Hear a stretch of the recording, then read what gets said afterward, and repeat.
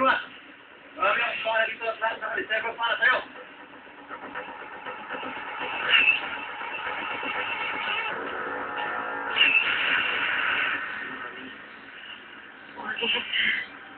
Boy, salamat sa Diyos. Nagising ka na. Dexter, malaki na tulog namin sa'yo. Salamat sa pagtulong sa ulitan ko. Anak, bakit? Hindi mo siya mami.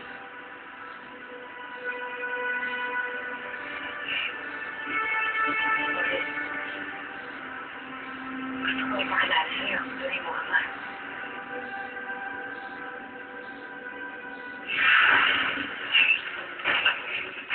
Ewan!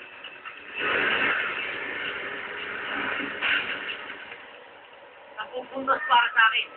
Zero para sa'yo, Captain Barbell.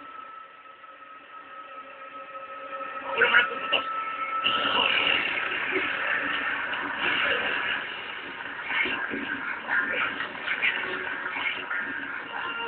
Matawin ka na.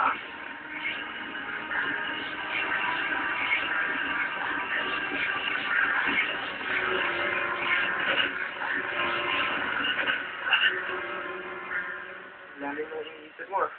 Baka malunod ka. Hindi, wala. Iniisip ko lang kung ano yung sasabihin sa akin ni Teng kanina bago siya umalis.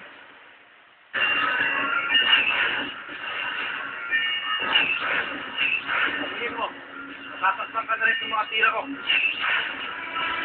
Bakit nagsabi niyo naman? Ang sabi na, may mga tao na nangangailangan ng tulong eh. Ang hirap siguro maging superhero, no? Busy-busy sa pagtulong sa taong bayan. Walang bakasyon, walang day off. Laging on the go 24/7. Paano pa kaya siya nagkakaroon ng time para sa sarili niya? Sa mga mahal niya sa buhay? Sa'yo? Siguro hilong-hilo ka na. Lalo kitang hihiluin.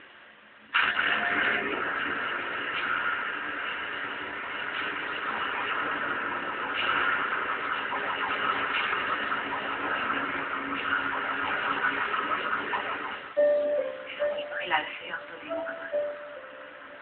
Si Captain B. Ama? Akala ko ba nasa future ako? Boris, hindi na ako. Magkakasala tayo na. Kamusta yung pakiramdam mo? Anak? Nangihina pa siya. Siguro, pagpahingahin mo yun natin siya. Ayos na po, pakiramdam ko, Mami. Nagabubog sa mga tao ko sa inyo. Itay, Daddy. Kahit na ano, basta kinikilaran mo ako. Jeff, alam ba nangyari sa bayan? Ibang klase, grabe. Sumugod si Tetano. Kabuti na lang dumating si Captain Bar. Tay, bago ko pong kaibigan si Paul.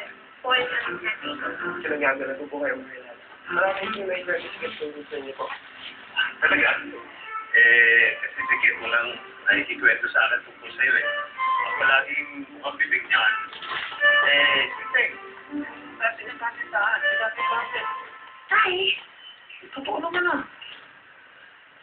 Paul, pagpasensyahan mo na sa tatay ko, ah. Okay lang yun. Naku, susunduin ko po si Mami sa opisina. Mauna na ako kita. Nice meeting you again, sir. Thank you. Thank you po. Sige, Paul. Thank you. Sige. Tay naman! Bakit mo naman ginang si Paul? Nakakaya naman dun sa tao? Di ba pumuporma sa'yo ngayon? Sa tingin ko, hindi ko gusto yung tao na yun eh. Mas gusto ko pa rin si Teng. Paul na yun, parang, alam niya eh. Si Teng, lalaki. At sigurado kung kaya-kaya ka niyong pagtanggol. Tay, pero yun nga yung problema eh. Lahat ng kayang ipagtanggol ni Teng. Ang ilang ginagawa na bilang sikat sa model. Kaya ngayon tayo naiintindihan ko na kung bakit hindi niya kayang makipagrelasyon sa akin. Dahil kailangan siyang rebelde. Kaya hindi niya kayang makipagrelasyon sa Sa akin o sa kahit sa kanino. Pero, mahal mo pa rin siya, di ba? Mahal na mahal tayo.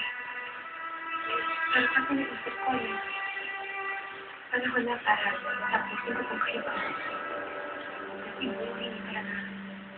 Si Dane nakalaan para sa akin. At si Paul ang kasagutan dun sa mga yun. Paano ko malalaman